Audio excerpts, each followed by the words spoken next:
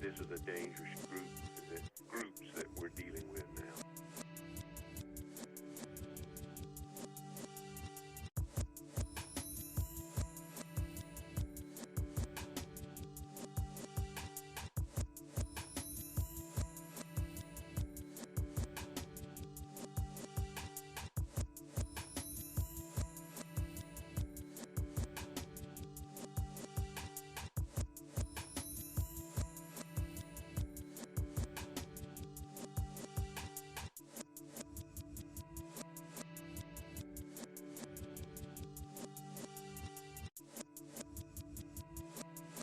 This is a dangerous groups that we're dealing with now.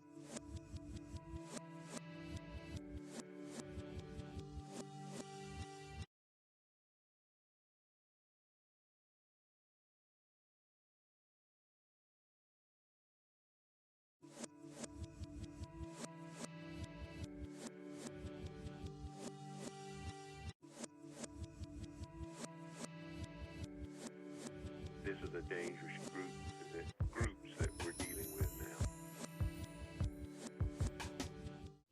It's a new year and a new season. 24/7 Buff Fandemonium isn't just a page.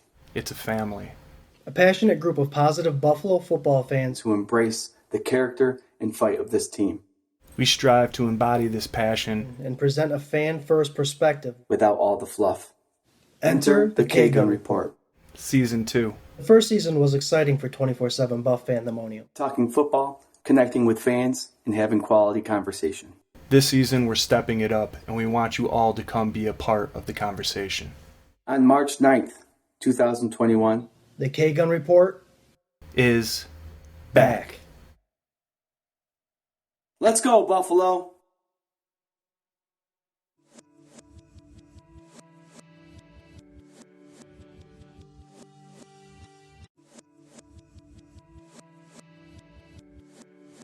This is a dangerous groups that we're dealing with now.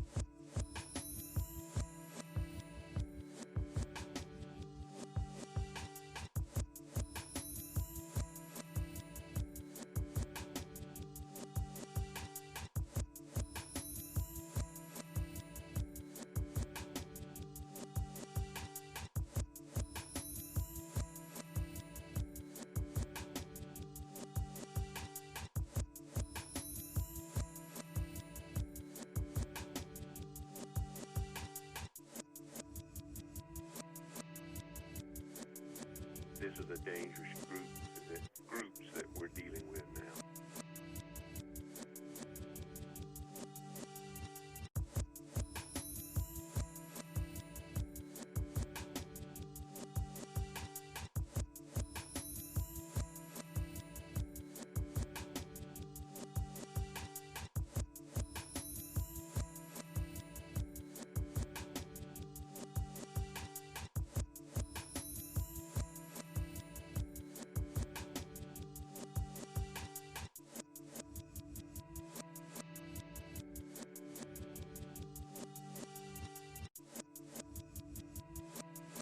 This is a dangerous groups that we're dealing with now.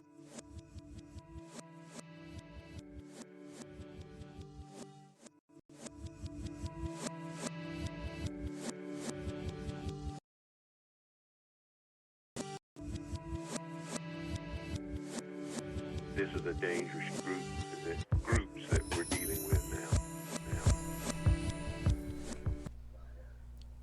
Ladies Ladies and gentlemen, welcome to 24/7 Buff Pandemonium presents the Gun Report. I'm Jarrod. Tonight joining me we have Scott and Swank. Yo! Season 2, episode 10. Welcome back, guys. Today we're going to go ahead. Birthday episode. Oh, yeah. 40th birthday episode. Together you guys are 80. The twins' birthdays today. Cheers, happy everybody. gosh dang Jesus birthday to you boys. Man. Happy Bam. birthday. Thank you. Pepsi. 40. Juice Bomb IPA right here. Hey. Happy 40th. Drinking a little whiskey. Love you, brother. Happy birthday. Thanks, 6 man. minute, Oh, yeah. 6 minutes or 2 minute difference? I can't remember. I think it's 3. Mom lied to us, but she eventually told us, I think, a couple years ago. Who's Swank older? was born a couple years later. Yeah. Who's older? I am. Jarrod is Ah. the gosh. less mature one. Gosh, I forgot to put this on. Put your hat on, buddy. Gosh. All right, welcome everybody. All right. Today's show, we'd like everybody to participate and get your questions out. We're going to try to answer as many as we can. Just a reminder, Scott did Febreze that shirt. I'll keep saying it every day. 24/7 Buff Pandemonium shirts are still available. Also, our Notorious Dig shirts are still available. If you want to place an order, just PM us your size and Venmo down below. Scott, the Venmo stuff. And we'll get that stuff going for you. And as usual, as always, I should say, we have our 24/7 Buff Pandemonium stickers. Those are free. Just let us know your address. I sent the other ones out a couple days ago, so perfect. All right, today we're going to discuss a little bit about post-draft, the AFC East, and what that looks like and what's that mean to the Buffalo Bills. And we're going to finish the night with tomorrow's schedule coming out. What game are we most excited to potentially see? What team and where? What timing? Like week 16, week 1, halfway through? Would you like to see the game played? Pandemonium, don't be afraid to throw us what your opinions are. We love it, like I said earlier. All right, guys, we're going to start with contemplating what team you want to start with, but we're going to go with the Jets because they finished 2-14 last year. Ooh, the Jets. All right. So I'm just going to do a quick recap. Number 2, Zach Wilson, quarterback. 14th pick, Alma. Swank, you're going to love this because there's a lot of names in here that I'm going to murder. Yes. Alma Vera Tucker, offensive line. 38th pick, Elijah Moore, wide receiver. 107th pick, Michael Carter, running back. 146. Michelle. Is it Michelle? No, Is that I'm what he just wants to go by? Okay. 146, Jameen Sherwood, cornerback. 154, Michael Carter II. Not the same one. He's a cornerback. This one is. Or a safety. 175, Jason Pinnock, cornerback. 186, Hashiradine. Jesus, dude, you're absolutely killing this. What the hell happened? You turned 40 and now you can read? And 207 is Jonathan Marshall. Wow, dude, I don't think you did bad on that at all, man. He didn't do bad. No, he didn't. He can You read. did really good. Damn. I don't know if it's this or yeah. It could be that.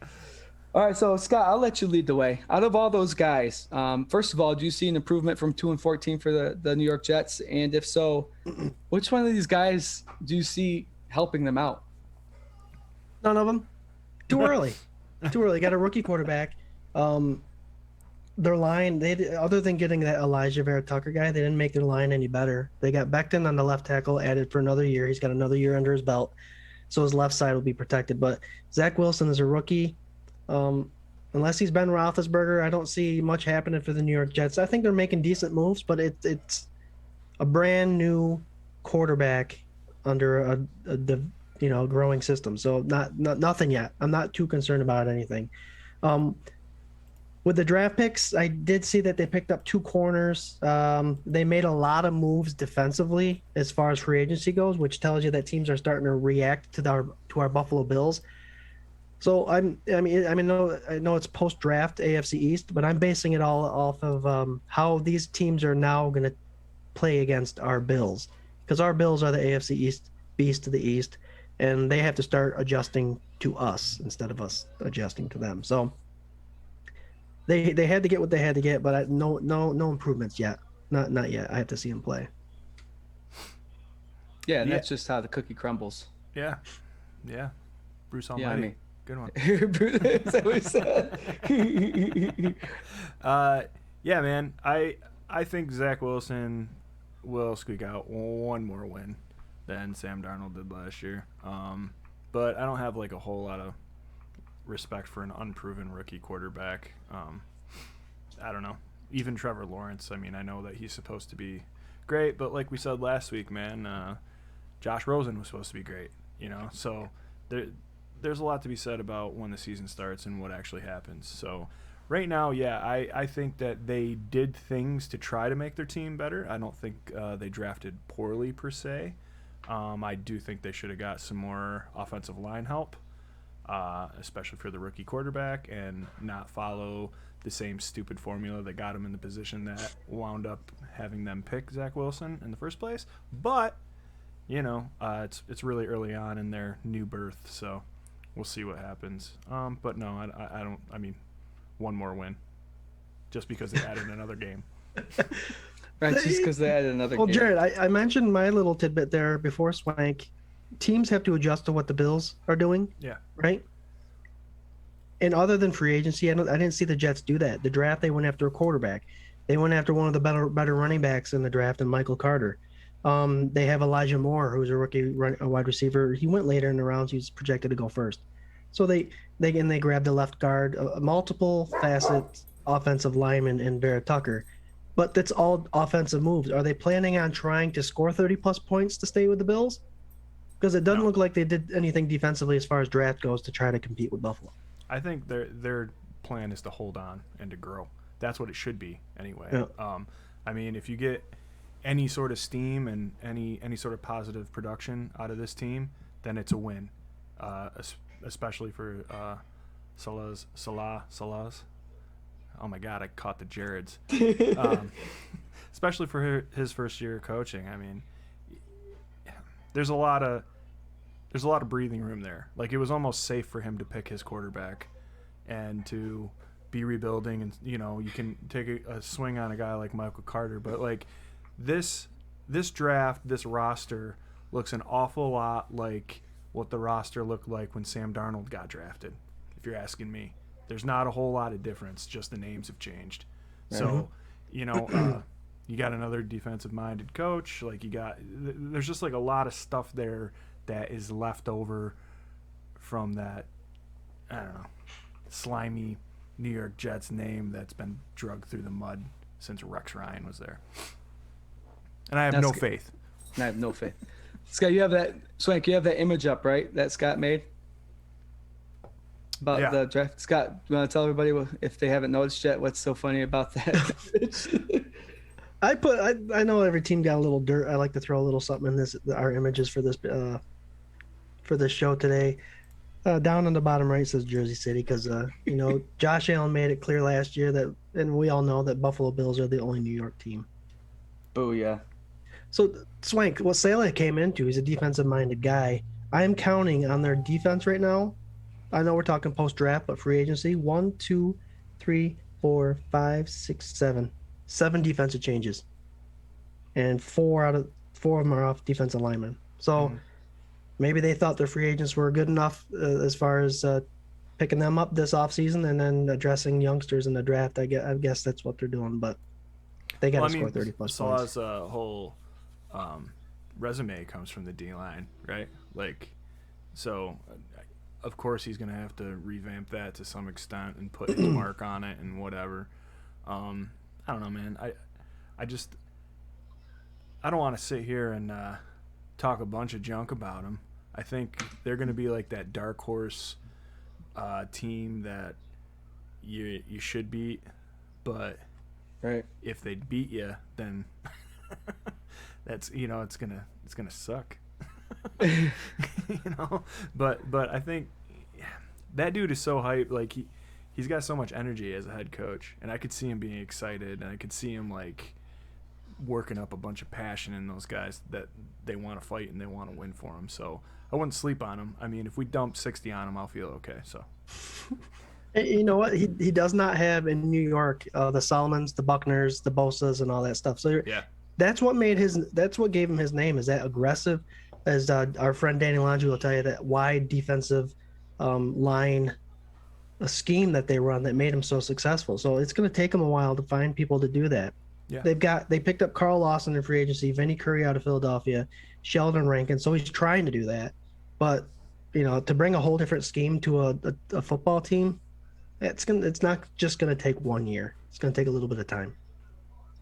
Right. Chris Christian, like Groundhog's Day with the Jets, it's going to be the same thing. Albert Rivera, Jets are just treading water, just different names. Yep. Yeah. I agree. Lisa, Jarrod, and I were well-behaved children, so our parents didn't have much, didn't have their hands too full. Yeah, okay. You take that with a grain of salt. Right. And so my concerns are, I think they're going to win a couple more games. I know you guys both have one game extra, but I think Zach Wilson's going to get one more win than Darnold did at least. But then Michael Carter, that running back, I think he's going to be a pretty legit guy. But it goes back to the front line. The front line's going to have to stop the forces of other defensive line in order to be successful. And I don't see that happening right away. Elijah Moore, wide receiver, he's a pretty quick guy. He's another threat that could possibly help them win at least one game. So maybe they're 5-12. 5-12. Well, their Man, defense was you're ranked optimistic. 24th and their offense 32nd last year, so they had to adjust everywhere. Yeah, so they're going to get better, right? Because I don't know, man. I don't know, because I think, a lot of what you're talking about is dependent on Zach Wilson and Elijah Moore, like, connecting for one, and for two, right away, getting up to speed at the same time, right? Like, because since they're two different people, obviously it's going to take them different times to, like, maybe one of them's ready right now or ready after a couple games, or another of them, waits 10 games or 2 seasons, you know what I mean, before they actually get up to speed. I think you can be clever and get something over on a couple guys. One of my questions before we move on, because I know we've talked way too long about the Jets, but Michael Carter, dude, I don't think he makes any sort of difference with no O-line changes, because they had Le'Veon, and Le'Veon's more talented than Michael Carter, right? Like, proven-wise in the NFL, and they still couldn't do anything with Le'Veon. So I guess, yeah. That's my justification for being nice and giving him one more, because he's not Sam Darnold. Right. Well, the Jets brought in Tevin Coleman out of San Francisco, who was a big, speedy running back. So who knows how quick Michael Carter will get in there. Remember, they have a rookie quarterback, so that man better understand pass protection before anything else. So that may be a road. That's a tough road for a lot of rookie running backs to pick that up. He'll be smart. Fortunate for our Buffalo Bills is we have 2 of the top 5 ranked pass blockers and running backs in the league. He'd be smart to take a page out of Josh's book and put a lot of his guts and balls out there on the stage, and just let that show, so that people start to get behind him and see that he's a leader. Yep. All right, so that's the New York Jets. We'll quickly swift away from them. There was a question earlier. I kind of got out of our feed a little bit. Someone was asking about the injury reports of Brown and Wild Goose. I don't know what's going on with Brown, but from what I heard from Wild Goose is last year he had season-ending injury. He broke his scapula, which is the wing bone back there, and it's usually due to a blunt force, hit. So he broke that, I think, in the 3rd week. That's a muscle that's hard to heal, because there's a lot of muscles that connect in there. But as far as I've read, the Buffalo Bills say that there's no concern with that injury. Does anybody else know anything about Brown? I don't, but I trust our training. Our training staff has significantly improved over the last handful of years. So we've had people stay healthy. Look how many times Josh rolled up on his ankles and all that stuff. And their training staff is wonderful over there in Buffalo. They have one of the top facilities. So even if Wild Goose, remember, they do that draft, develop, resign. So if it's someone they feel that they can put in there later on, if he has to be on a practice squad or IR for a little while, then that's what it is. But I trust our facility. I trust our staff. So yeah, Brown was another. He sat out because of COVID last year. Is that right? Or did he? Was that the other kid, Scott? I don't know what Brown he's talking about. To be perfectly honest with you, Spencer Brown. I think you're Brown. talking about. He sat out. He was an opt out. Yeah, he was an sat opt out. down. Yeah, that's what I thought. But was he injured prior to that? I don't know. 2019. Yeah, I don't know. either. Okay. All right. So yeah, we do know the Wild Goose situation there, but we don't know what Brown's is. So I love that name. I would love to see that name on the back of your jersey. Yeah, I would too, but I don't think the dude's got a shot at making the team, man. He's got to fight, man. You never know. Fight. He better show up. Better show up. Where are we going, dude? Let's go to Miami. They finished 10-6 last year. We'll save the Patriots for last. 10-6 last year. At 6, they pick up Jalen Waddle, receiver. At 18, Scott's guy, defensive end, Jalen Phillips. 36, safety, Javon Hilland. 42, Liam Eichenberg. What's he? Running back? Eichenberg. He's a tackle. Eichenberg. Dude, you've done. Was that your Schwarzenegger? Yeah. Liam Eichenberg. Eichenberg. Get to the chopper. Number 8. Helicopter if you want to live. Tight end Hunter Do it. Long. 231 Larnell Coleman, and 244 Jarrod. We'll see. I don't know how to pronounce that, but Dokes. Is it a B or I a D? really hope it's Jarrod. It's Jarrod. Yeah, He probably- jacked up his own name. I spelled it different. Scott with 1 T. Oh, Scott. Damn it. Missed it. Scott. Hey, all right, Swank. We'll let you lead the way with the Dolphins. 10-6 last year. Are they improving? And if they are, who's going to be the people who jump in there and help out? So I don't think they're improving, and I think it doesn't have anything to do with their draft, really. I just don't. I don't believe in Tua. I think that the front office really messed up as far as like how they handled that whole thing. And I've said it a million times, and we've said it a million times. During the draft show, I have to retract all the mocking and all that I did for the Jalen Waddle pick, because I didn't realize that that was Tua's guy in college. So I'm not big up on all the stats and stuff. I haven't been shy about saying that, but I would say that pick makes a lot more sense to me as far as making Tua comfortable. The thing that will not make Tua comfortable is that they don't have an offensive line, per the Jets. Right. So, you could get excited for a minute if you're a Dolphins fan about Jalen Waddle. Jalen Phillips, I mean, we all were talking about wanting to take a shot at him. Again, I don't know how developing your defense or trying to develop a project at defensive end is really helping your offense score points, or helping your second-year quarterback, who's really going to be treated more like a rookie probably, get on the field and be productive. So as excited as I am to see how Jalen Phillips develops, I'm also kind of worried that the mutiny is going to start to happen like it did in Miami a couple years ago, right, where Gase just scared everybody right out of town, and then they switched head coaches, and then he traded away everybody, and they're rebuilding. I think if you're a Dolphins fan, just be ready to not be as good as you were last year is the feeling that I have about this season. Yeah, Chris Christian just said they improve if Tua gets hurt and their backup is good.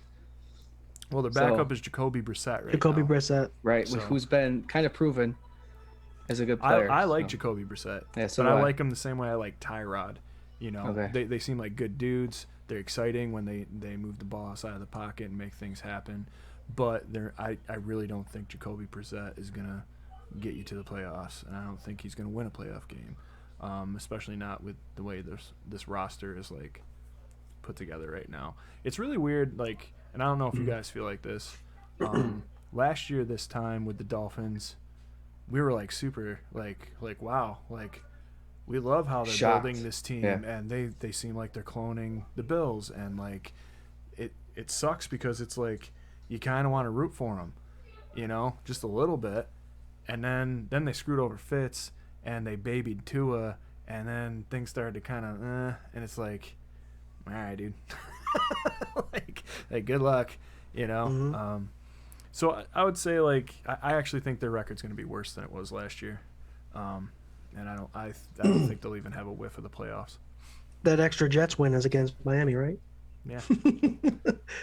This draft confused me for Miami. It really did. Because of the way they babied Tua last year, Fitz isn't there to bail him out. I think Fitz is a better quarterback than Brissett. So I don't know what Tua was going to do. I personally thought they would go offensive tackle like one of their first 2 picks, and they didn't. They waited till the second round to get Liam Eichenberg. But their line really didn't improve. Austin Jackson's returning. He was a second-year player left tackle they drafted last year. I didn't see much improvement. I saw a bunch of like reach picks. Mm-hmm. They just brought in Fuller from Houston for a wide receiver. So they got Devontae Parker, Fuller, Preston Williams, who's pretty impressive, Albert Wilson, not bad, and there's 4. And why would you go after a number 1 wide receiver? Where is he going to go? I have no idea. And It's just a lot of reach picks. Defensively, Jalen Phillips, that was a guy that I wanted the Bills to get, but they went and got him. And right now on the roster, they have him as the will side linebacker, the weak side linebacker, not even a defensive end. They run a 3-4 defense, so he'll be an edge. But is he out of place there? I believe so.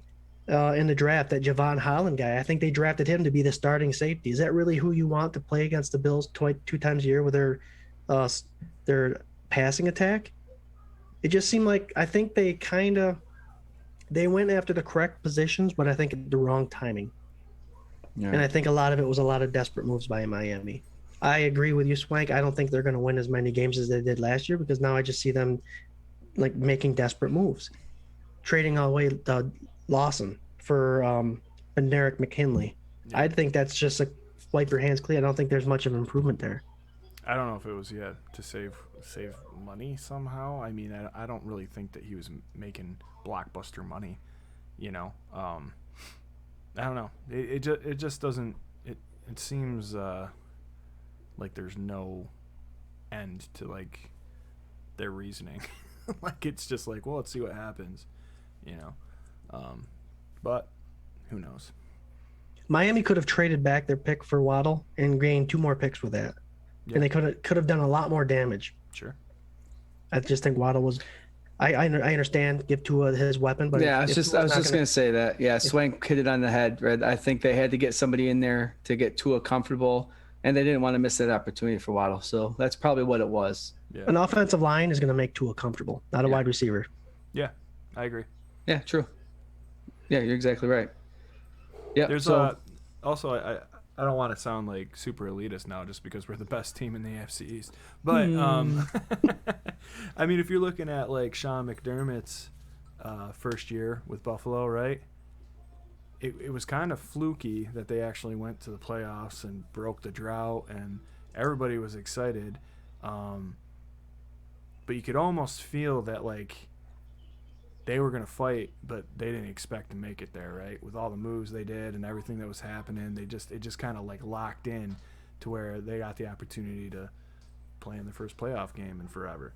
And then the next season, they took a significant dip, right? Yeah. Josh's first year and like all that stuff, which I think all of us Mafia members were expecting and were fine with for the most part. I mean, not that like all of us wouldn't want Josh Allen to just be automatically like the best quarterback in the league and whatever, take us to the playoff year after year after year. But I think that decline for Sean McDermott's second year and Josh's first year was warranted, and we saw it coming. And you know, I would give the Dolphins that same excuse right now if they wouldn't have messed with Tua's growth and production last year. Like, I would give them that this year, but you can't, you know, like they treated him like he was just this precious little angel that couldn't lose a game as being in the starting quarterback position. So I don't know. I hated it. Yeah, I mean that 10-6 record that snuck up on us, I didn't expect him to do that well. No. So it was a surprising 10-6. So just in that factor, if they had the same team coming back next year, they couldn't do that again. But now that they kind of tried to address something for Tua, I don't know how much experience Tua's going to get by getting pulled out, like you said, Swank. They got to stick him in there if they want to win in the future. So, yeah, I expect a little bit less than a 10-6 record too. Think about this really quick. That Texans game, that pitcher that was shown all over the place, right? From when they lost that game, the Bills lost that game after having a lead, and Watson bringing them back and all that stuff.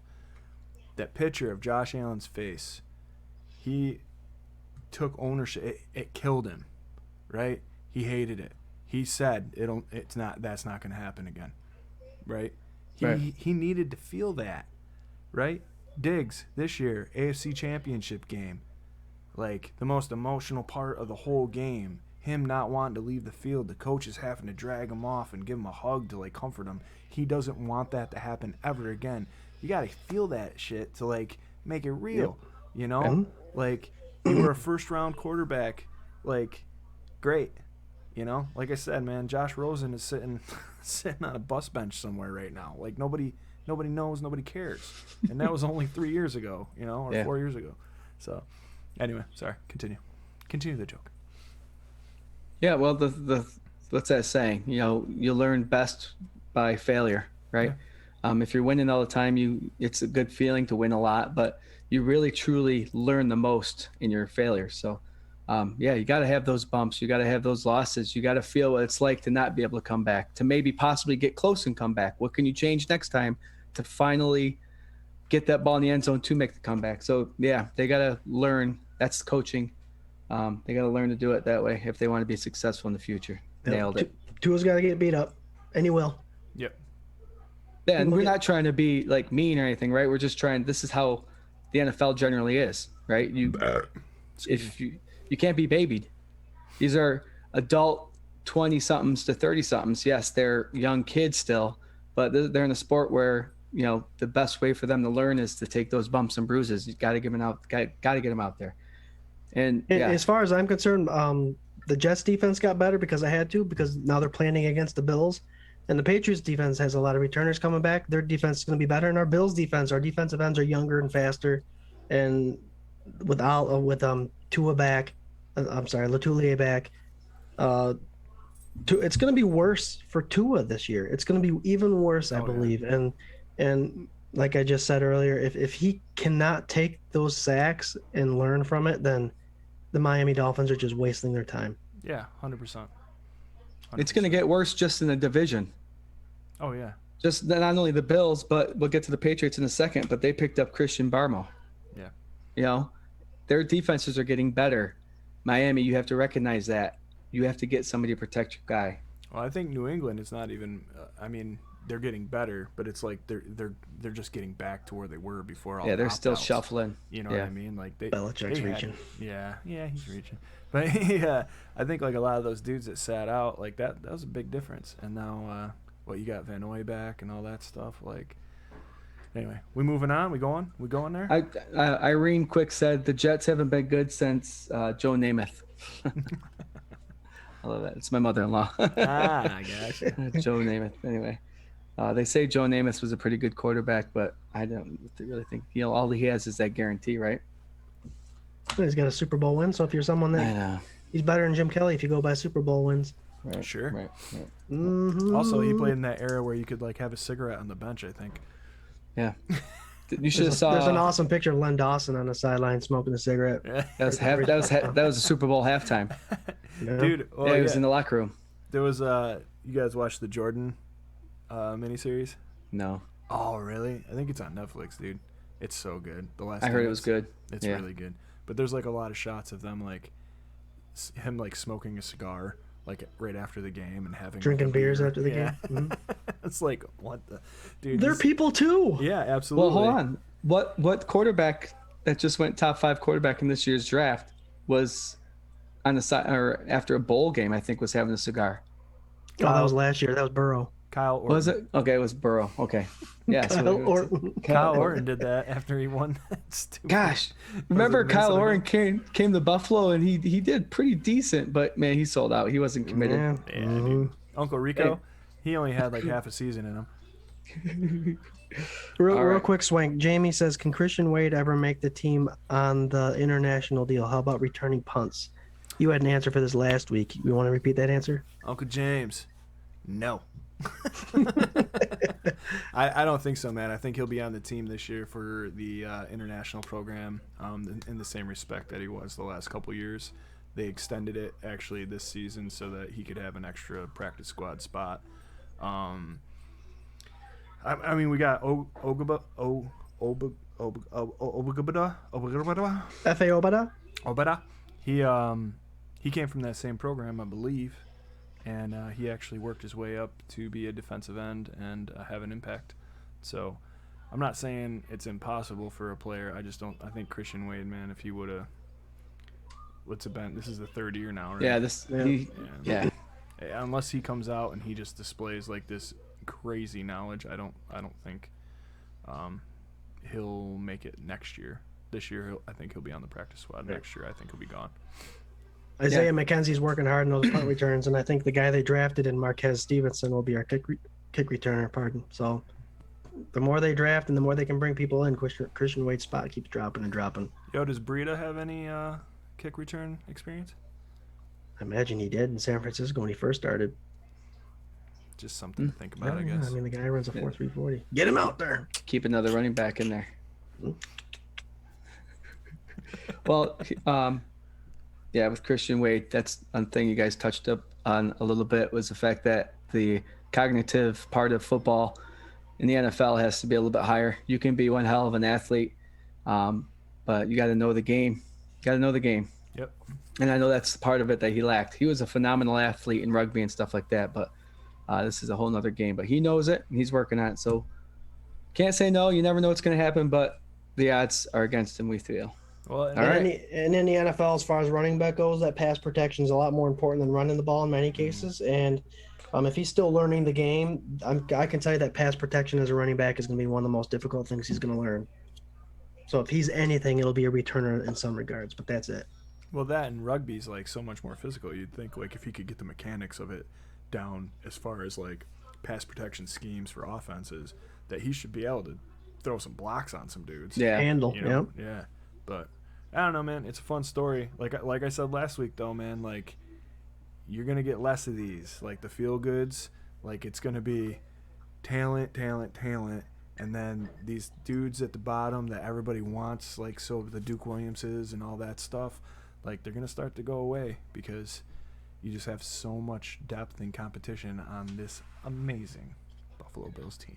So I don't mean to say this guy's name, but we're going to go to the New England Patriots. But what you're kind of talking about, Swank, is that whole Julian Edelman. Julian Edelman was a feel-good story at first for the Patriots because he was just a special teams guy going out there and trying to make a name for himself, and look at him now. That's what we're going to start seeing. Douchebag. He's a big douche. Still douche. All right. New So England as far as the Miami image, I really didn't have much on that, but you guys are going to love my New England Patriot post-draft image. Ready? Here we go. New England Patriots last year finished 7-9. They went 15th pick, quarterback Mac Jones, 38th pick, defensive tackle Christian Barmore, 96 defensive end Ronnie Perkins, 120 running back Ramond Stevenson, 177 linebacker Cameron McGorm. Oh my gosh, I just murdered his right. I wrote it down bad. 188 Joshua Bledsoe, safety. 197 tackle William Sherman, and 242 wide receiver Trey Nixon. All right, I'll let Scott lead the way this time. What do you think? Better record than last year, and who are going to be the key draft picks that are going to help them out with that? What was their record last year? 7-9. Same.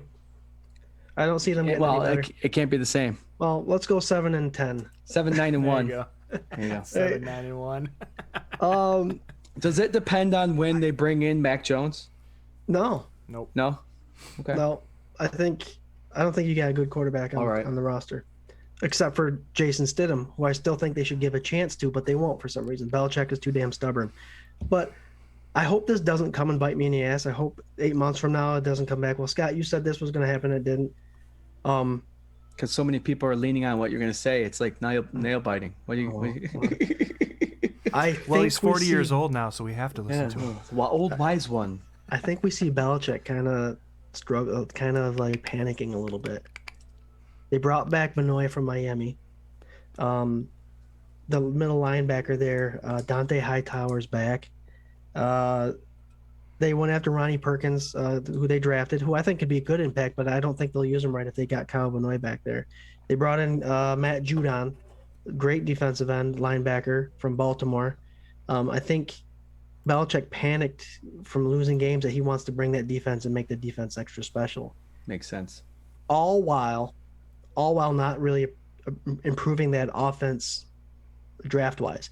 I think they have better talent than they did last year, and I think Belichick's trying to outsmart people this year. I'm going to go get two of the top tight ends, Jonnu Smith and Hunter Henry, and what are they going to do, smash mouth? Change it up. They're not blocking tight ends. I think he's just trying to outsmart, and I think he's starting to panic a little bit. And I think it's kind of funny to watch. He didn't really improve that line at all. And Cam Newton needs a line. Cam Newton needs an arm. Somebody needs to put a right arm on Cam Newton. I don't think I think Cam Newton's going to play 6 weeks, and you'll see Mac Jones come in and just struggle. And I do think Belichick will keep Mac Jones in to get those bumps and bruises, which will be good for him. But I don't see this team improving or getting any worse, only because I think their defense got better. I think that they did the perfect setup for what they could do as far as he's trying to make his defense a juggernaut, because when it has been a juggernaut in the past, they've still been able to squeak out games. Even when Brady had no receivers and no options, they could still count on him to squeak enough points out, and then the defense shuts down the offense, and that's it. Like that was the recipe. So I think he's fallen back on that for sure.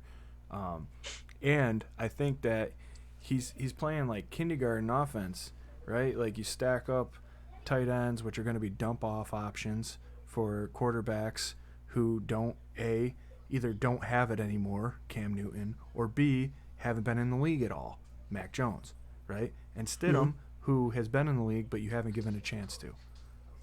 And I don't know, before Brady left, everybody was saying Belichick is this big genius, and obviously they see something in Stidham as to why he shouldn't be starting.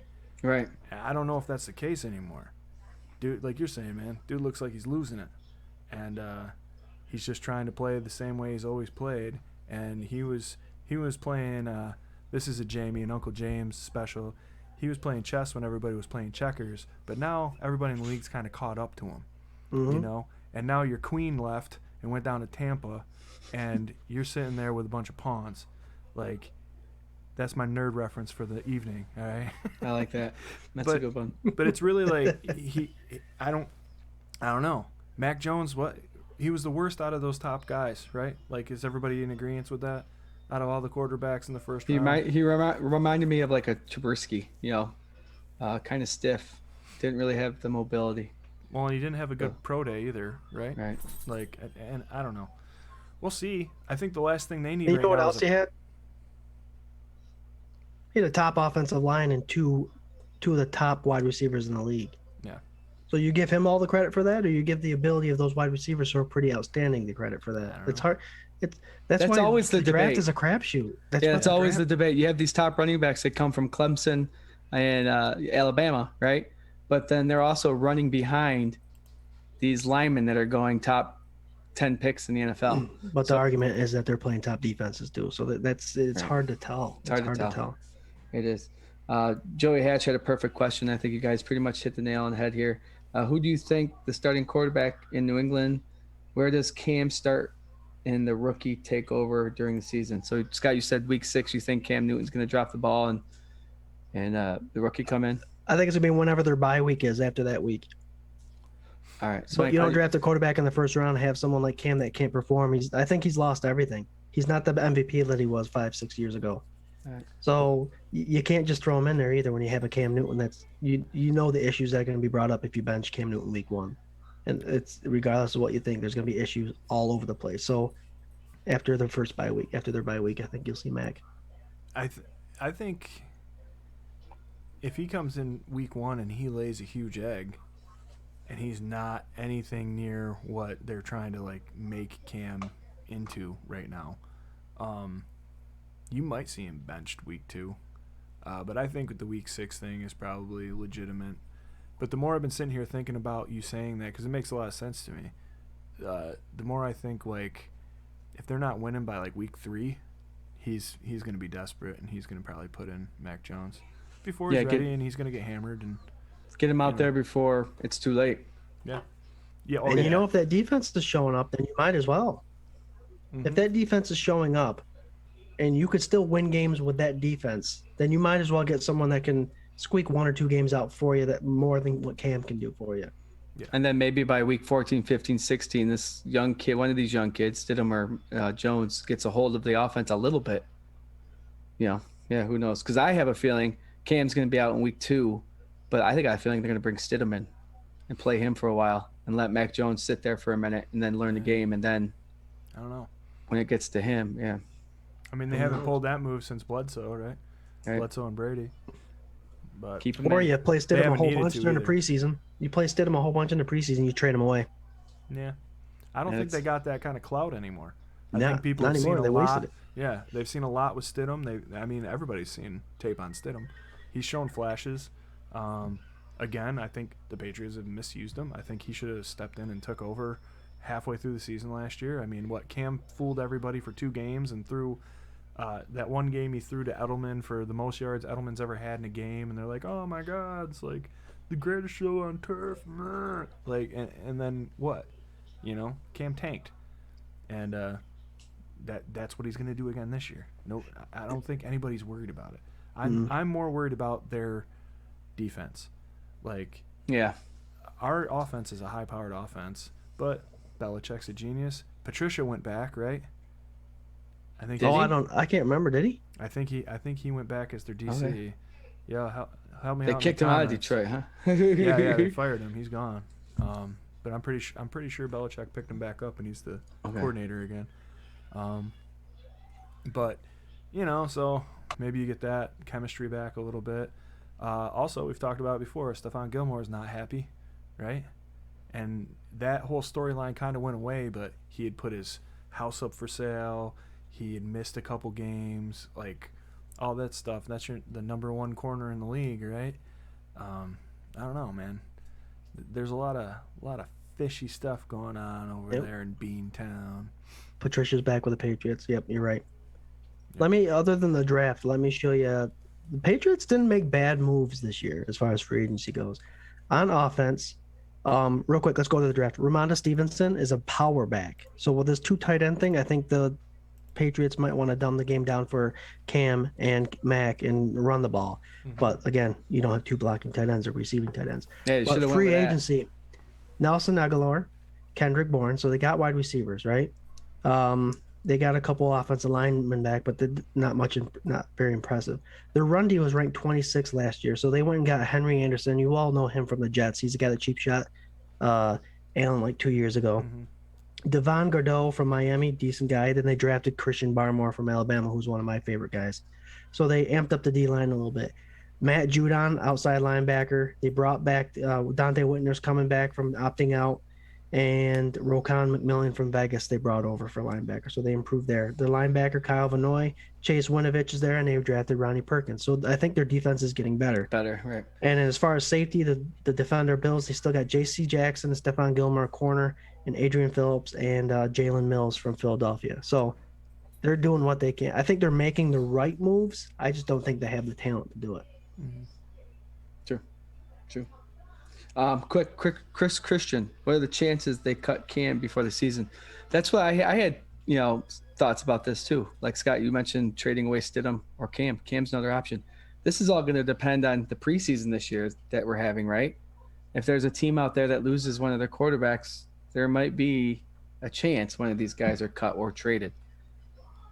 It's always a chance. I don't see it happening. I mean, if Cam's the only experience you have there. Yeah. And I would see Stidham going long before Cam did. Right now, anyway. I mean, before the season even starts. And I don't know. I think you still ride with Cam. There's been a whole history of NFL teams that have bench starters, rode out the second string, and then when they get hurt, put the starter right back in. The Bills did it with Tyrod. Yeah. You know what I mean? So I think that experience is priceless. In certain situations. So, and I don't think they have any other options, man. Like, I don't know what else they're going to do. Like, there's not really anybody else left out there unless they pull off some miraculous trade with the money they don't have. Like, I don't know what they're going to do. So, listen, is this kind of like, how the Bills have always had a good defense? They've always had a middle-of-the-road top defense throughout the last 20 years. We're looking for a quarterback to get the offense going, but our defense has always been there. Now in New England's in that.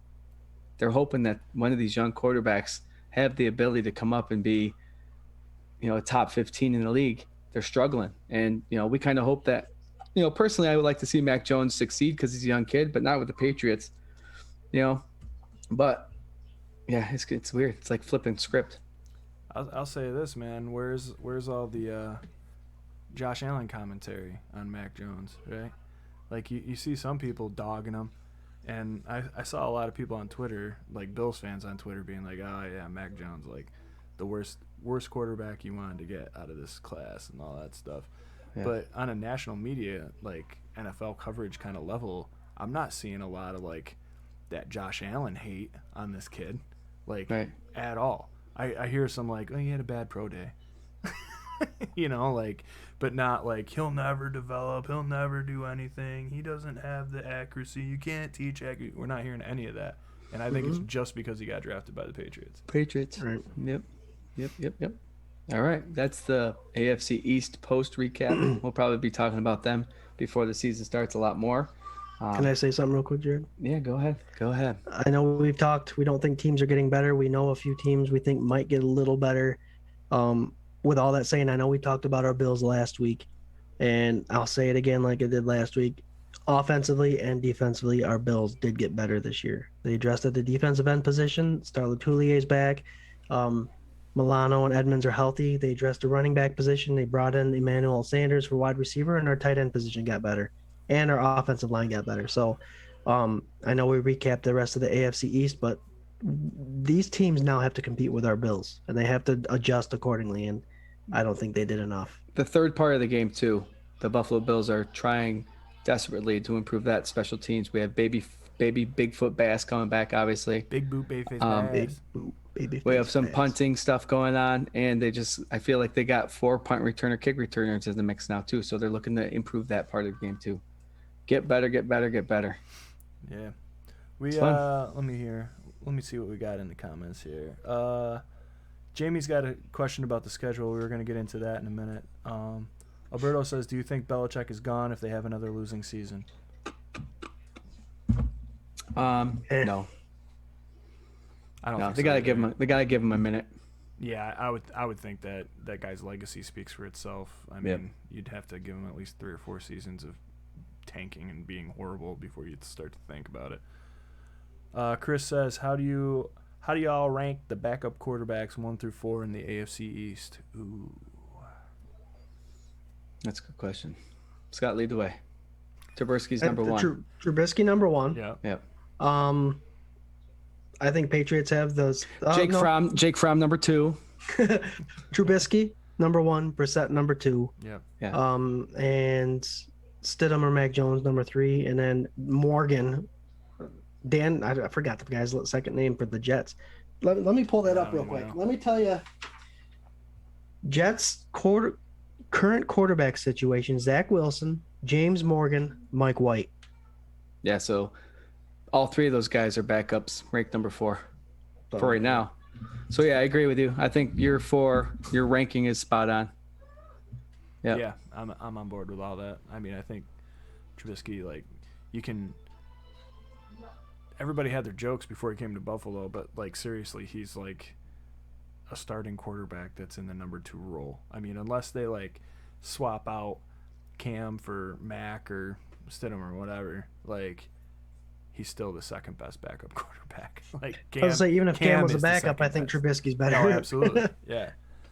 So not taking anything from Cam. Cam isn't what he used to be. That's just what it is. It's not that we dislike Cam. Yeah, and that's okay, man. Like I rooted for him. I loved all of his antics before he got like too over the top, like, you know, like getting fined for handing a football to a kid in the stadium after he scored a touchdown. Like, I loved all that stuff, man, and I thought he was a big asset to the game. Where he lost me is when he got into it with Ed Oliver at that preseason practice, and I don't know, man. Something changed.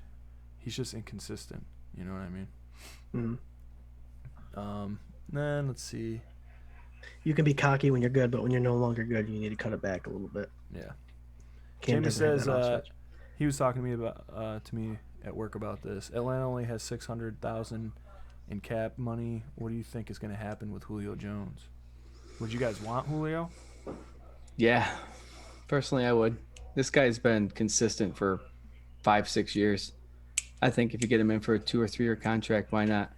If he wants a ring, we'll see. If Julio's willing to take $1 million for pay this year, I think that's all we got left. So go ahead. Have to do a big signing bonus. There's some teams out there that have $30+ million still available. They'll find a way. They're going to have to make adjustments, and unfortunately, I think Matt Ryan is going to lose one of his best wide receivers because of this. Who does Matt Ryan even have anymore? Like, I can't believe He's got Calvin Ridley. They just got Pitts. They drafted. Yeah. You know, Roddy White. Wait, no, that's a while ago. Deion Sanders. Tony Gonzalez. Andre Rison. That's a while ago. In the 90s. Yeah, I loved him. Yep. All right, guys, let's finish up with that. We good? So a little bit of improvement from some of these teams, but they still got a lot of building to do. The Bills are going in the right direction, as we're all hopeful and we all think. So keep it going, Buffalo. There you go. All right, let's next topic. And this is where we'll get a little bit with Chris Christian. No, Jamie. All right, guys. Buffalo Bills are playing Miami Patriots and Jets. Obviously, that's their division games this year. Atlanta Falcons, the Panthers, the Texans, Colts, Steelers, football team, Jaguars, Saints, Tampa Bay, Titans, Kansas City. We're going to go with one for right now and see what the Fandemonium has to say about it. But what's the one game you guys are looking most forward to? And does the time of year influence your excitement? Swank.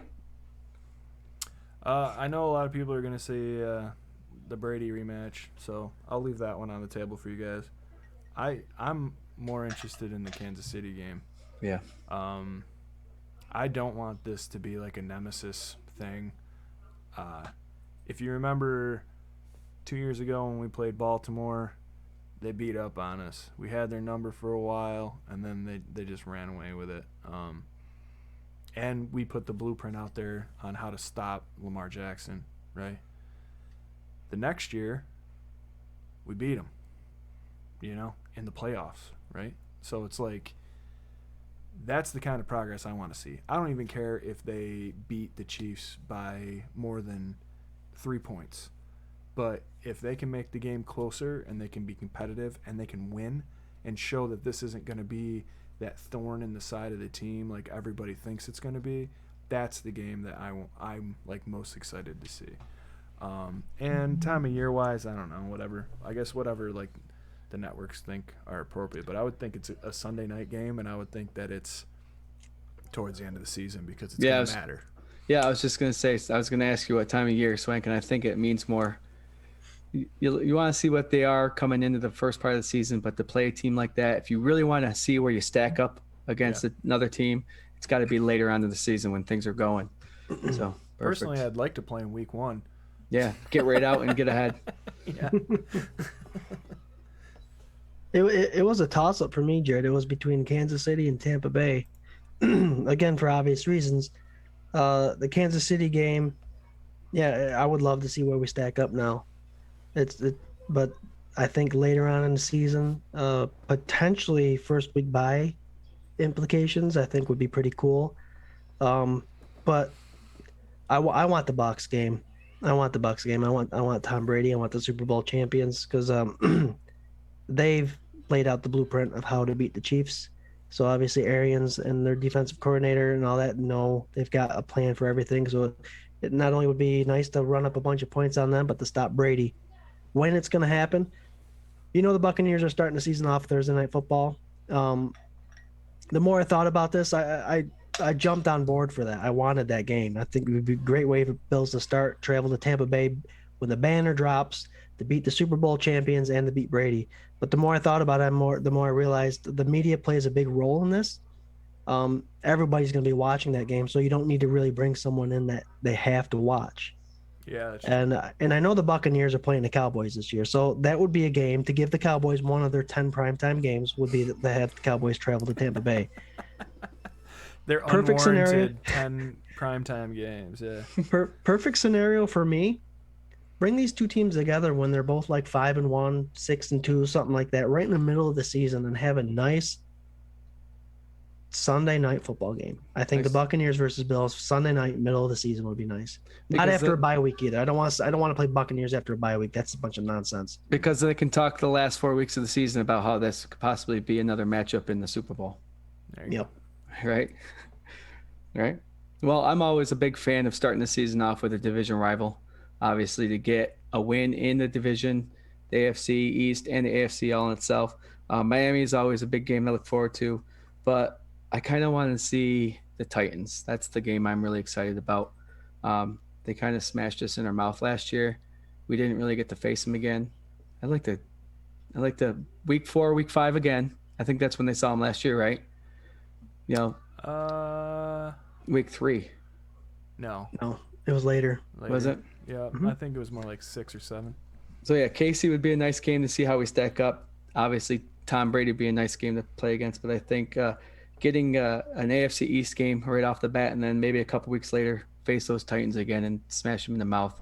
I'm still bitter about Henry there, stiff arming Norman, and that's all they talked about for the whole season. So I'd like to see where the Bills stack up with the Titans. Well, and the NFL's been going that way. The NFL's been going divisional games in the beginning, divisional games at the end. So that could make a lot of sense. I like that, man, because it like this last year, there was like 6 teams still on the cusp of being able to get into the wild card, like by week 2, week 1, like, as a division. Yeah, and that was awesome. I mean, it was nice. The Bills already were set, but like, it was nice like seeing everybody else fighting for it. Like, think about all those teams and all of their fans. You had 6 teams and all of their fans who legitimately had a shot of getting into the playoffs, like in the last couple of games of the season. That's awesome. How many years did we go where it was like, well, it's week 12, so like we got to win every game from here on out. Yeah, So no, I think it's a good idea. And remember those like bogus schedules that used to come out where they would like play the Jets like 2 weeks in a row, and like stuff like that. And it's just like stupidly unnecessary. So yeah, I don't know. It's also nice to be a team that's getting more respect and more notoriety, so that we'll get better games, I think. But or at least better scheduled games. Do you guys want to know my honest opinion about this whole schedule? Can you wait till the credits? Can you wait till the credits of Raya the New Dragon are over with? Guys, you can hear it in the background. It's a lovely show. It's a lovely show. I am a huge, and I know I'm not the only one to say this, but I love Sunday games at 1:00. You guys, there's nothing I'm right there with you, dude. Yep. There's nothing like getting up Sunday, maybe going to the game, or even if you're not, you have that ritual. You get up. I get changed right away in my Buffalo Bill stuff. Get a coffee, go throughout the morning with the kiddos and the wife, and just have your family time. And then when 12 o'clock comes around, it's like Buffalo Bills are on in 1 hour. Do you know what I mean? And it's a great thing on Sunday football. So if I had my choice, all the games would be on Sunday. It doesn't matter who we play, as long as we get to watch the Bills. Yeah. I think the Bills may fall victim, and it's not a bad thing because they get the TV time, but the NFL and TV and media are starting to love on the Buffalo Bills. So I wouldn't doubt at all that they're one of those five primetime games this year. One of those teams that get 5. Okay. Yep. Guess we'll have to. I like the 1:00 games too. I think we all do, just because we were so used to them for all those years. But it is nice, dude. Like, you get up, you do your thing, you put your little work in, and then you start to get around and get amped and get ready, and it's like, here it is. And then the great thing about last year is that, like, when those 1:00 games happen, most of the days you got to just like cherish the rest of the football day, because the Bills already won, and you're just like riding it out. Like, who's playing? Everybody else to have anxiety. Yeah, who's playing? The Bills won. Who cares? Oh, Green Bay. True that. But I also it was fun having some primetime games last year, and it was changing up the routine a little bit and whatever. Made some late nights, but it was fun. No, a few would be nice. I mean, we have the Bucks. Yes, we have the Chiefs, and maybe the Patriots. Okay, let's not go crazy and play the Jets on a Sunday night football game. Yeah. Let's not do that. I mean, I don't care. That's fine. But yeah, I agree. So Jamie Norson has 2 things. Have you noticed that all the commercials now have a lot of Buffalo Bills in them? Yes. Yeah. That's awesome. Starting to get notarized. Starting to get seen. One more thing. You guys know anything about St. John Fisher this year? I know they had a contract till 2021. So it's so it's this year. This would be the last year? Yep. All right, so we don't know much. I'm sure something will come out soon because, I know camp's going to be right around the corner. I know McDermott isn't really, not that he doesn't like St. John Fisher. I just don't think he's a big fan of the team leaving the facility that they Right. play at to go to training. Well, especially since they've upgraded that facility. It's Yeah. like one of the top training facilities in the league now. Yeah. So I don't know. I would expect this is the last year if they even open it up with all the COVID stuff and everything. They could probably skirt it for this last year, and then that would be it. And I don't know. It kind of sucks because like I've gone a lot to them, and they're fun to go to, and it's sweet to like get you into the season, and to see a lot of players that you wouldn't be able to see up close, and like I don't know, man. It's a good time. Also, it's a huge way to connect to like Central New York. You know what I mean? Mhm. Like, you know, Rochester and the Finger Lakes and all that stuff. Like, there's a lot of fan base out here. So I hope they don't get rid of it, but I'm pretty sure they will. Yeah. Well, we'll see what happens in the next couple of years, but let's see what happens this year. Yeah, you never know. It's fun. I mean, wherever they're going to land, they're going to pull a good, fan base. So would it be nice if it was closer? I don't know how it would get close to us, but it'd be nice if it was still relatively close to us so we can get out there and, again, represent Rochester and the Finger Lakes. You got it, Swank. Perfect. Well, season 2, episode 10 in the books. Anybody have any closing thoughts for tonight? Scoot? Watching the thread and all that stuff. Thank you, Phantomonium. I mean, we were 15 above. We had a couple times we were 22, 23, 24 people watching at once. And not only is it new people coming in and saying hi and leaving comments, but it's our crew that have been with us since day one that are staying with us and watching the show. So we appreciate you guys. We definitely do. And we love the conversation. Keep coming. Keep coming. All right, Swank. That's all I have to say about that. Yeah, 24/7 Buff Phantomonium shirts are still available, guys. And Notorious Dig shirts are as well. Personal message us. Anything you need, any questions, just ask us. Yeah, we're putting that order in for the Dig shirts soon here, so if you want in, let us know. Yeah, Scotty just basically took all the stuff I was gonna say. So I had it written down and guess everything. the only thing left to do is to serenade you guys with a happy birthday song for your 40th birthday. Oh, Jesus. Bring, bring. Happy birthday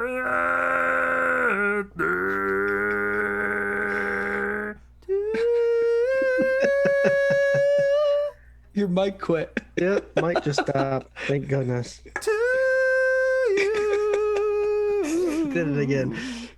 All right. Thanks, guys. Thanks, Swank. 40 years old doesn't feel different. No, it doesn't. Yeah, you guys sure look different.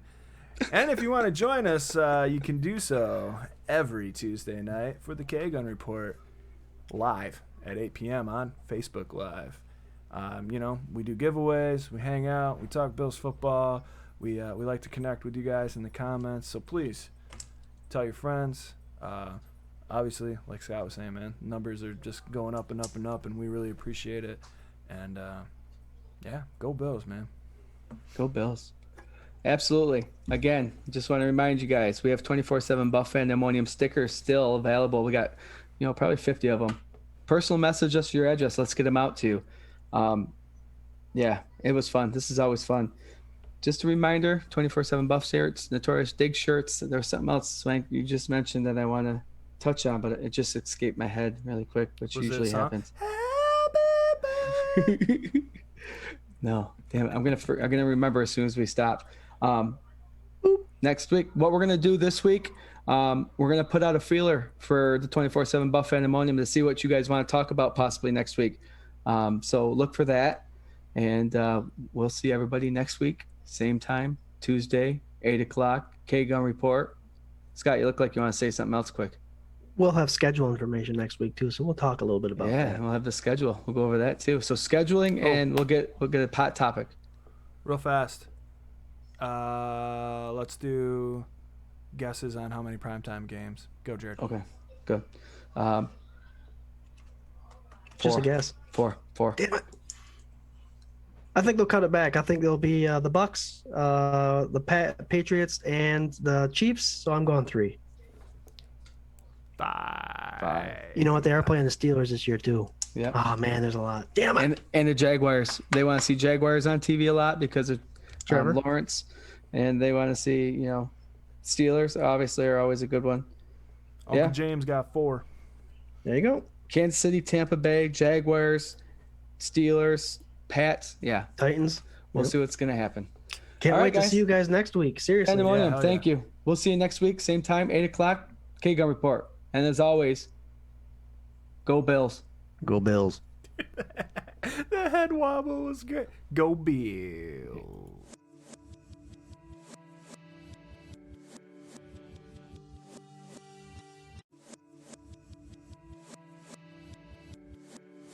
This is a dangerous group.